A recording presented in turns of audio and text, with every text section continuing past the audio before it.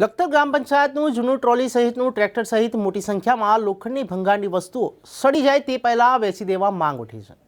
ભંગારમાંથી જે રૂપિયા આવે તેમાં ગામ વિકાસના કામ થઈ શકે તેમ છે। ત્યારે લખતર ગ્રામ પંચાયતના ડેડ સ્ટોક ઉપર ચડી ગયેલ ટ્રોલી સહિતનું ટ્રેક્ટર કચરો એકત્ર કરવાની 2 ગાડી સહિત ભૂતકાળમાં શેરીએ શેરીએ કચરો નાખવા બનાવેલા પૈડાવાળા લોખંડના સાધન લખતર ગ્રામ પંચાયત દ્વારા ગત ટર્મમાં લાવવામાં આવેલ સફાઈના સાધનો જુદી જુદી જગ્યાએ પડી અને સડી રહ્યા છે।